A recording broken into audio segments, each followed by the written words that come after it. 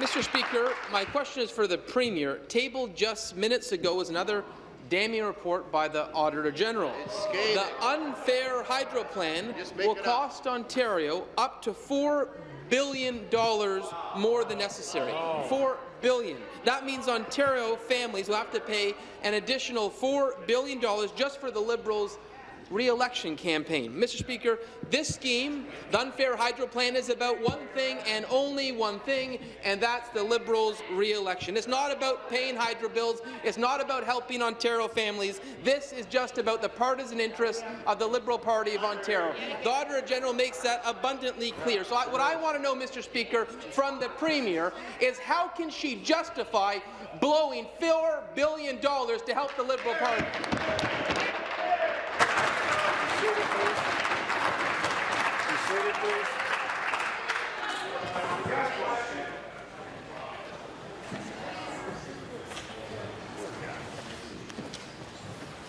Premier.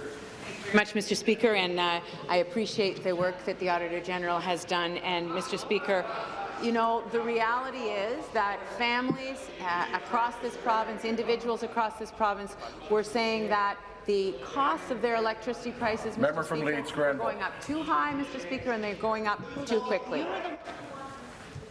Right after I asked him to come, he showed another one. The member from Leeds Grenville, second time, and the member from Bruce Grey, Owen Sound.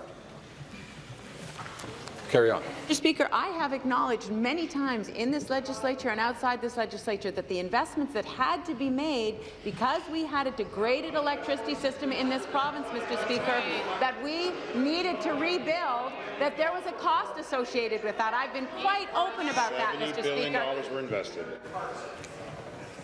The member from Leeds Grenville is warned. The member from Prince Edward Hastings. Oh, I knew.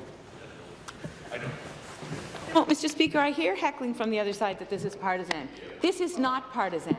This is about people needing to have the reliability of turning on a light switch, Mr. Speaker, and the light coming on. In 2003, we had blackouts and brownouts. The lights weren't coming on, Mr. Speaker. We've rebuilt the system, and people needed a break. You seated, please. You seated, please.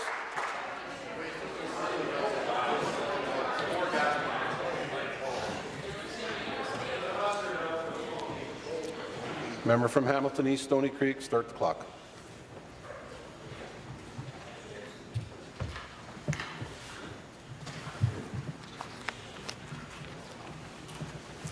Supplementary.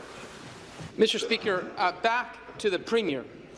The way this government chose to do their unfair hydro plan cost Ontario families $4 billion. This is your decision. This is the path you picked. The Auditor General makes that unequivocally clear. It also confirms another thing, that the Liberal Party and the way they're doing this cooks the books. You know, you read the direct quotes. Mr. Speaker, this is a direct quote. They're making up their own accounting rules. Can you imagine that? A direct quote, making up your own accounting rules? She also unearthed the fact that ratepayers will be charged more than the actual cost of electricity being produced in order to pay back borrowings.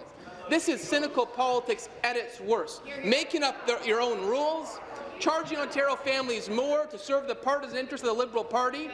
Mr. Speaker, my question for the Premier is, why won't she just come clean and admit to Ontario families that she's blowing?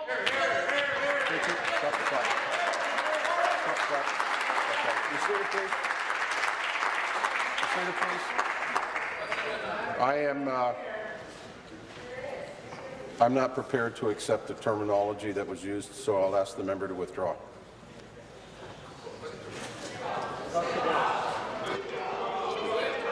Withdraw with direct quote. You know it doesn't matter, because you can't say indirectly what you can't say directly.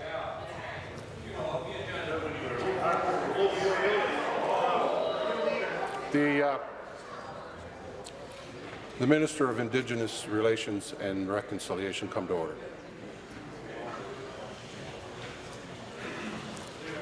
And this is the kind of thing that I'm not impressed with when we start doing personal comments, and it'll stop now.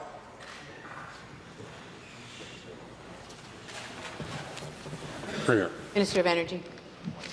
Energy. Thank you, Mr. Speaker. Our government thanks the Auditor General for her review of our plan to reduce electricity bills for all residential consumers by an average of 25%, Mr. Speaker.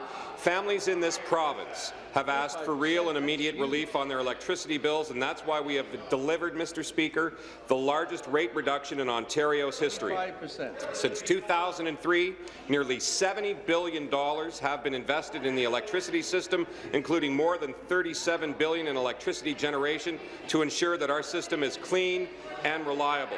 Mr. Speaker, as we all are aware, the Auditor General's report is technical in nature, and I understand she will be discussing it with the media and members of the legislature at 12 p.m. today.